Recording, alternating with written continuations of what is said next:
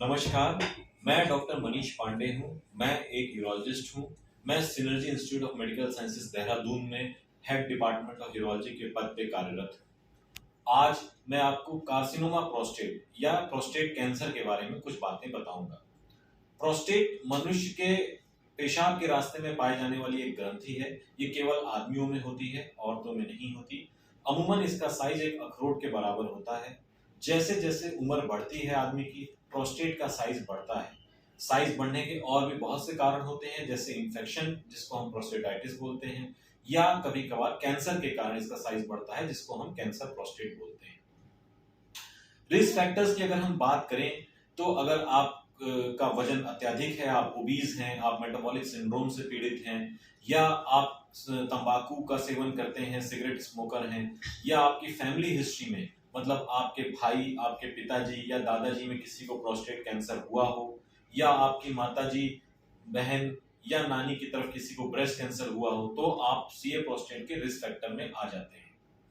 जो सिम्टम्स होते हैं, संकेत इनका प्रोस्टेट बढ़ने के कारण ही होते हैं।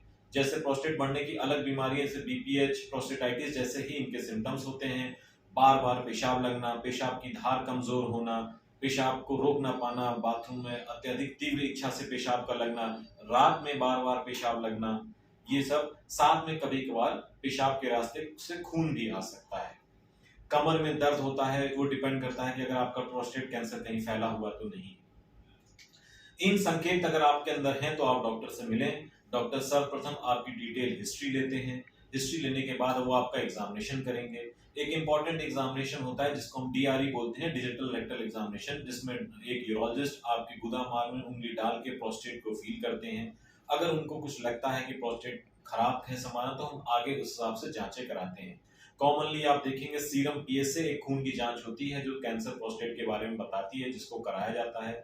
जिसका बड़े होना हर बार जरूरी नहीं है कि आपको कैंसर हो, कभी कभार इन्फेक्शन में भी बढ़ता है, मगर हमें बाकी चीजों पे देखना होता है कि आपका एग्जामिनेशन में कैसा रहा।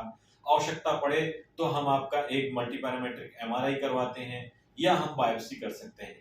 बायोप्सी में हम आपके गुदामार से प्रोस्टेट के 12 छोटे छोटे कण निकालते हैं, जिसको हम पैथोलॉजी में जांच करवाते हैं, और अगर वो कैंसर मिलता है तो हम आगे आपका इलाज करते हैं। कैंसर इस पे भी हमें आगे एक बार आने के बाद ये भी डिपेंड करता है कि वो शरीर में कितना फैला हुआ है, जिसके लिए हम बोन स्कैन या पेट स्कैन करवा सकते हैं। एक बार कैंसर डायग्नोज हो जाए तो घबराने की जरूरत नहीं है। आजकल ऑपरेशन के साथ साथ chemotherapy, hormonal therapy, radiation therapy, बहुत सारे ऑप्शंस हैं। मरीज का कौन सा इलाज होगा ये उसकी उम्र पे, स्टेज ऑफ प्रोस्टेट कैंसर पे भी डिपेंड करता है। साथ में उसके और अन्य कितनी बीमारियां हैं, हार्ट की या अलग फेफड़े की, मतलब मरीज की अल्टीमेटली लाइफ एक्सपेक्टेंसी कितनी है, इस पे आपका इलाज निर्धारित होता है। प्रिवेंशन की अगर रोकथाम की बात करें तो नियमित व्यायाम करें, अच्छा आहार खाएं, फल खाएं, और अगर आप रिस्क फैक्टर्स हैं, फैमिली हिस्ट्री आपकी है प्रोस्टेट कैंसर की, या माता की तरफ से ब्रेस्ट कैंसर की हिस्ट्री है, तो आपको यूरोलॉजिस्ट के फॉलोअप में रहें।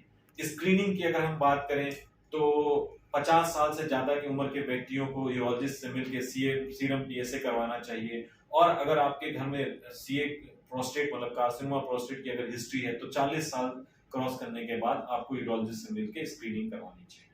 अगर आप ये सब करवाते हैं तो प्रोस्टेट कैंसर जल्दी डिटेक्ट हो सकता है, जिसका और बेहतर इलाज संभव हो सकता है। Thank you. नमस्कार।